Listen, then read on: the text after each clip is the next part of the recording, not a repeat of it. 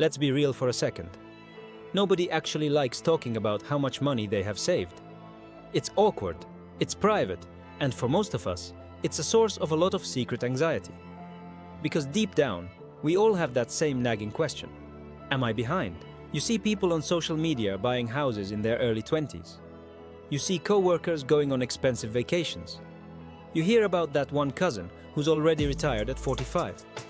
And then you look at your own bank account, and the math just doesn't seem to be matching up with the dream. In this video, we're going to look at the actual benchmarks for how much you should have saved by every decade: 20s, 30s, 40s, and 50s. But here is the most important thing you'll hear today. These numbers are not meant to shame you. Life is messy.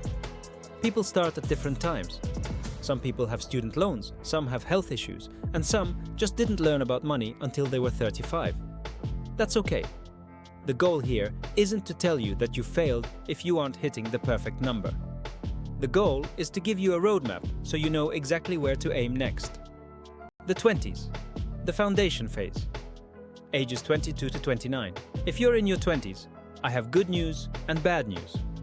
The bad news is that your income is probably at its lowest point. You're likely dealing with entry-level pay, maybe some debt, and the shock of realizing how expensive real life actually is. The good news? You have the most valuable asset in the world: time. At age 25, every dollar you invest has the potential to grow by 10, 20, or even 30 times by the time you retire. The benchmark. By age 30, a common financial goal is to have at least half of your annual salary saved. So, if you make $50,000 a year, aiming for $25,000 in total savings and investments is a solid target.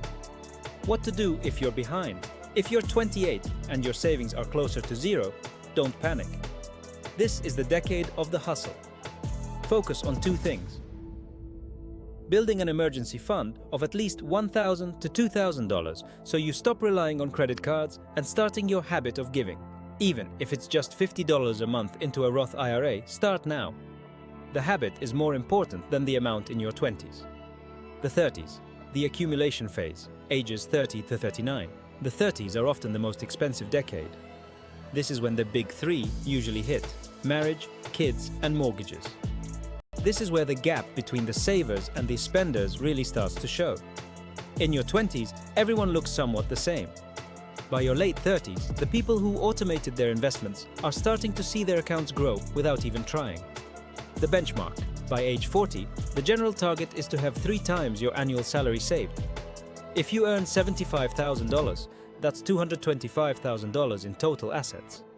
Now, I know that sounds like a massive jump from your 20s. But remember, this should include your 401k, your IRA, and any home equity you've built. What to do if you're behind? This is the decade where lifestyle inflation kills wealth. You start making good money, and suddenly you feel like you deserve a luxury SUV and a bigger house. If you're behind, you have to be the one person in your friend group who stays disciplined. Keep your housing costs low, avoid the car payments, and catch up by investing 15 to 20% of your income. You still have 25 plus years of work left. You can absolutely catch up here. The 40s, the momentum phase, ages 42 to 49. In your 40s, it's no longer about how hard you work. It's about how hard your money works. If you've been investing, this is usually the decade where your investment returns might actually be higher than the amount you're contributing. That's the magic of compound interest finally showing up to the party. The benchmark. By age 50, the target is 6 times your annual salary. If you're earning $100,000, you're aiming for $600,000. At this stage, you should be fully focused on killing your debt. The less you owe, the less you need to save to feel free. What to do if you're behind? If you hit 45 and realize you haven't saved enough, it's time for a midlife financial audit. You need to look at your biggest expenses, usually housing and cars, and see if a radical change is needed. Could you downsize? Could you move to a more affordable area? In your 40s, you still have time, but you have to stop pretending everything is okay and start making aggressive moves. The 50s, the final sprint.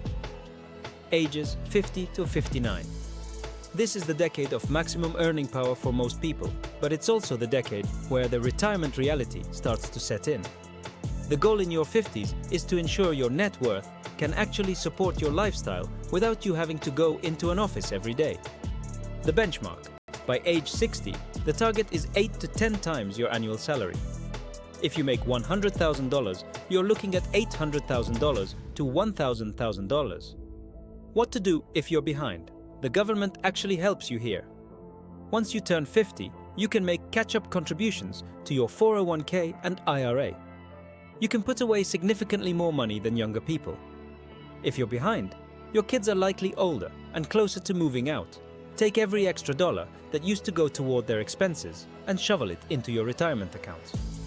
This is your final sprint. Run hard. The sovereign perspective. Why the numbers aren't everything. I just gave you a lot of numbers. And for some of you, those numbers felt like a punch in the gut. But here is the sovereign truth. A high net worth doesn't always equal financial freedom.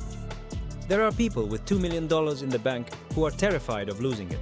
And there are people with $200,000 who have zero debt, a paid-off home, and a simple life who feel like kings. Your number depends on your lifestyle. The best way to get ahead, regardless of your age, is to follow 3 simple rules. Lower your floor. If you can live comfortably on less, you don't need to save as much to be free. Raise your ceiling. Keep building your skills so your income continues to grow. Use that extra income to invest, not to buy stuff. Start today. If you are 50 and have $0, that's okay. You can't change the last 30 years, but you can change the next 10. Financial freedom isn't a race against your neighbor. It's a race against your past self. Stop asking if you're behind and start asking, what is the one move I can make today to be better than I was yesterday? Calculate your number. Build your plan. And stay consistent. This is Sovereign Finance. If you want to master your money and build a life of true independence, hit that subscribe button and I'll see you in the next one.